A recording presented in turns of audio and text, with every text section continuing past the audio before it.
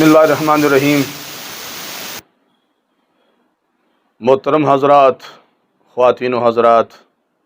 آج یہ لفظ میرے زبان سے بڑے دکھ سے نکل رہے ہیں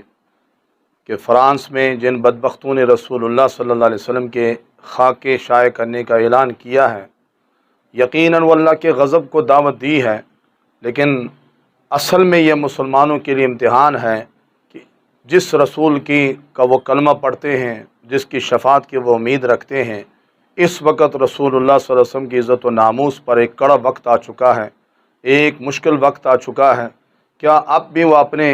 1.5 انچ کی مسجد بنا کر اپنی جگہ پر بیٹھے رہیں گے یا حضور کی عزت و ناموس کے لیے اکٹھے ہوں گے؟ میری سب مسلمانوں سے درخواست ہے، وہ کسی بھی مسلک، کسی فرقے، کسی جماعت سے تعلق رکھتے ہوں، اگر واقعی آپ رسول اللہ صلی اللہ علیہ وسلم کے وفادار ہیں تو آپ سے درخواست ہے کہ اس کاز کے لیے، اس مشن کے لیے آپ اکٹھے ہو جائیں، اور جس بدبخت نے یہ کام کرنے کا اعلان کیا ہے اس کو یہ پیغام دیا جائے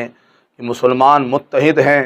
حضور علیہ الصلوۃ والسلام کی عزت و ناموس کے لیے وہ اپنا سب کچھ قربان کرنے کے لیے تیار ہیں، حضور کے ناموس پر اپنی جان، اپنے مال اور اپنے اولاد کو کسی چیز کو بھی قربان کرنے سے دریغ نہیں کریں گے۔ اگر متحد ہو کر یہ پیغام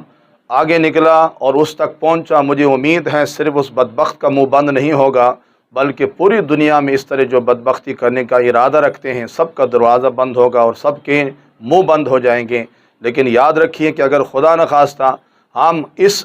مسئلے پر بھی فرقوں میں بٹے رہیں، حضور کی عزت و ناموس پر بھی اگر ہم ایک دوسرے کا ہاتھ میں ہاتھ ڈال کر متحد نہ ہوئے تو پھر داستان تک نہ رہے کہ ہماری داستانوں میں پھر اسی طرح ہم مٹتے رہیں گے، اسی طرح خوار ہوتے رہیں گے، اسی طرح ذلیل ہوتے رہیں گے، اور کفر جیسی کی طرف حضور اسلام نے اشارہ فرمایا تھا، الکفر ملت واحدۃ،